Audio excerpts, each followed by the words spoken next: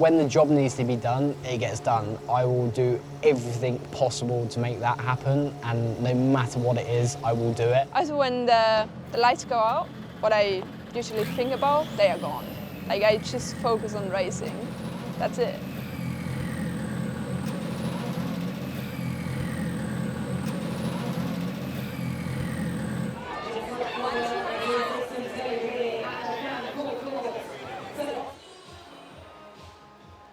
I just had such a special feeling towards motorsport. I've loved it all my life, and yeah, I used to do donuts. I used to be one of them kids that always was messing around on something with an engine even.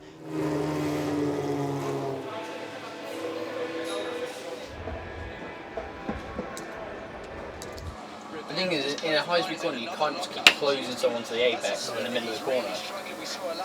If I would have kept my foot, I would have just hit the side of him. Because it only cuts in like halfway through it. How far would we want?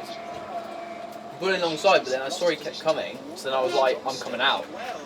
That feeling that you're chasing and that perfection and that flow throughout the lap is what I chase every single time I go out on track, no matter what day it is, no matter what situation I'm in. When you're in that rhythm and you don't even know what you're doing, you're just driving with instinct, that is the most special feeling I can ever experience myself.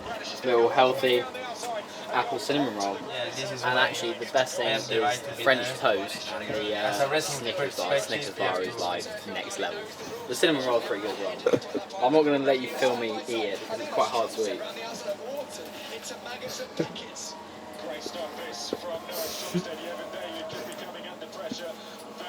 I never thought I could have a cinnamon roll after a race, but this is what my nutritionist said. So, he supplied it to me, so blame the nutritionist, not me. Of course I missed out on things, and I've missed out on going to see my mates and staying up late, eating what I want, drinking whatever, fizzy drinks, juices, whatever it is at 11 o'clock at night, but I knew what I wanted to do and from a young age, and I've always wanted to maximise my performance every single time I go out on track. And for me at that point, I don't mind sacrificing anything to win, and I will do anything to win, and I will put in every single 1% gain I can. I'm not going to Formula 1 just to participate. I really want to get there and win world championships, multiple with Audi. I would sacrifice everything in the world just to win championships. The race was pretty good, to be fair. Good pace. There's no real opportunities presenting themselves, especially in the early phase. So I knew at the start, needed to just kind of, once the first lap happened, when everywhere was full wide and there was nowhere to overtake, I knew I just needed to kind of look after the tyres and wait to the end, and that's what we did. So picked up some nice overtakes at the end, and hopefully a few penalties will help us move forward. But yeah, overall a pretty positive race, I'd say, in terms of race pace and management. So yeah, positive for tomorrow. Watch this through here. I think last lap, full commitment. Let's go. 12:45 we got that. Yeah. 3 p.m. we got something for Audi. Exactly. Then we've got Audi's sending here Audi to bring you there. Okay, lovely. Audi. Yeah. RS6, hopefully. RS6 GT. Happily, I'll take one of them.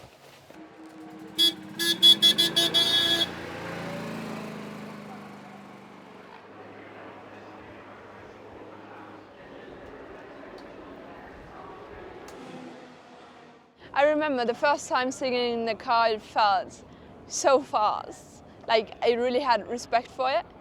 I was not scared, I just had respect before. I've never done such a high speed. But now it's the most normal thing I've ever done. We are driving 250 kilometers per hour in a car. In Austria, you're allowed to do 130, so that's almost the double of it. But it doesn't feel so. Also, when the lights go out, what I usually think about, they are gone. Like, I just focus on racing. That's it. I think we got ready now. Yeah.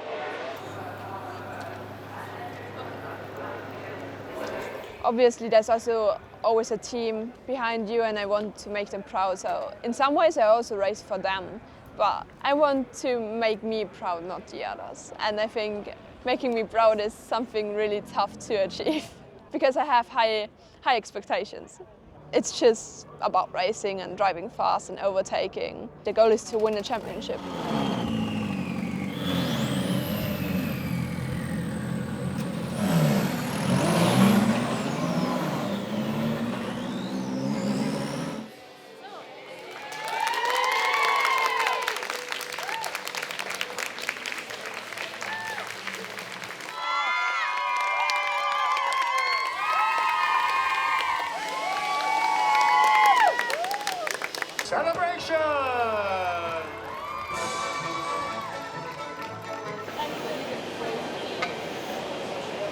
ladies first. Yeah, it was a decent race. We had a great start, great first lap. Could increase the gap immediately in lap 1, and then the gap was quite stable all the race long. In the middle, I lost a bit of pace, but I could catch up in the end. So almost fastest lap, not quite, but still good pace, and now looking for tomorrow. Usually my parents always tell me, yeah, that was a good session. But sometimes, like, it's P2, I'm not P1. And even if I'm P1, there's always something to improve on. I think it's the same for F1 drivers. They are never really happy with a result. Sometimes you really feel that was the most I could get off the car in one lap. But then maybe you can change something with the car to improve. There's always something, any corner, any area of the car, you can drive better, or the car could behave better. There's never a perfect race.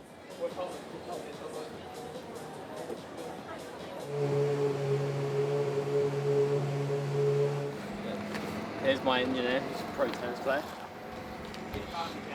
I like to do tennis with Freddie.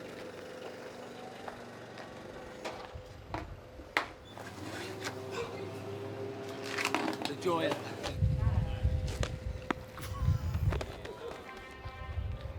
Take it easy. That's what you call running. I'm more of a stretching kind of guy. I like to feel more loose getting into the car than warm, let's say. Just to really get like pumped up, you know. Not too pumped up, but otherwise I probably do something stupid, so. Found it. All balls are retrieved.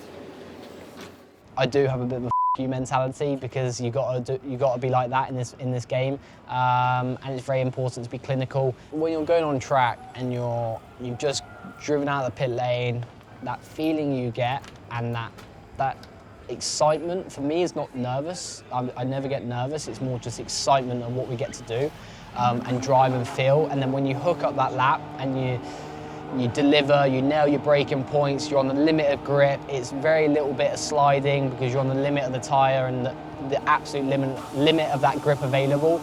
That feeling you get when you come in and you know you've maximised the full potential of you, the car, the team, the track, the situation, whatever it is, that feeling it's just undescribable.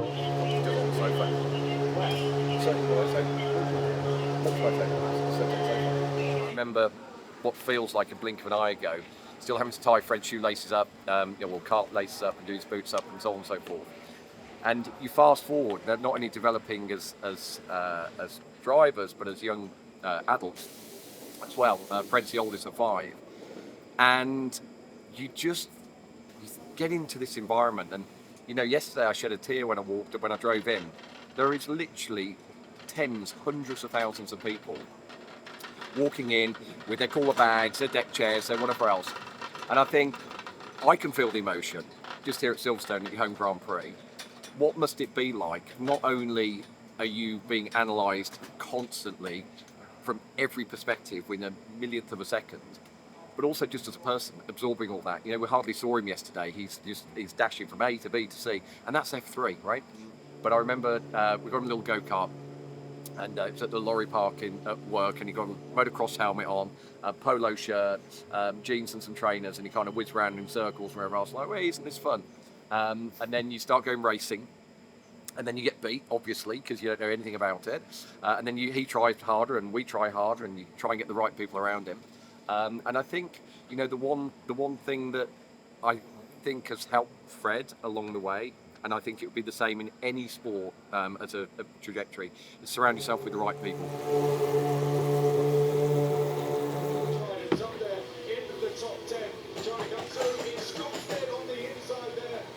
Yeah, on that last restart and that last lap, wasn't really given much opportunity to actually do anything, and yeah, I'm pretty gutted, to be fair, because I kind of look back on it and wish I could have done something differently, but honestly, I don't know in that moment where I was meant to put my car.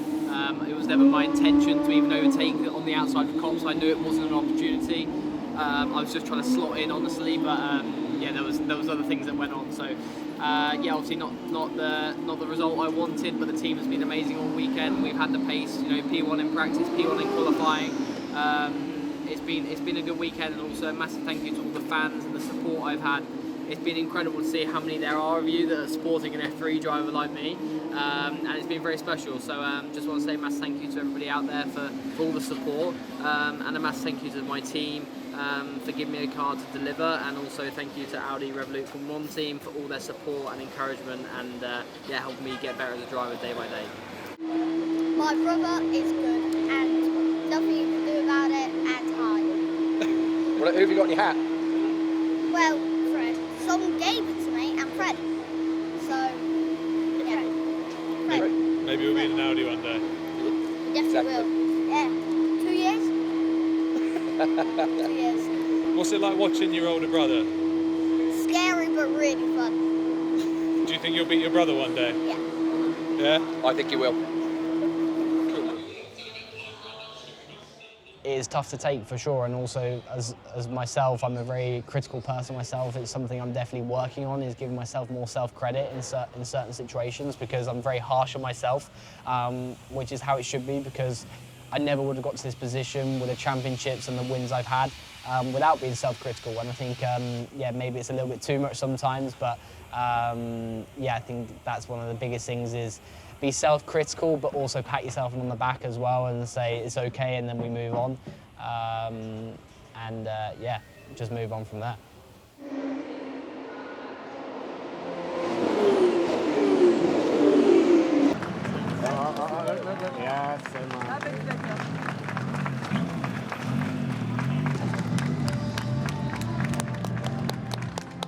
Presented by Malala Yousafzai.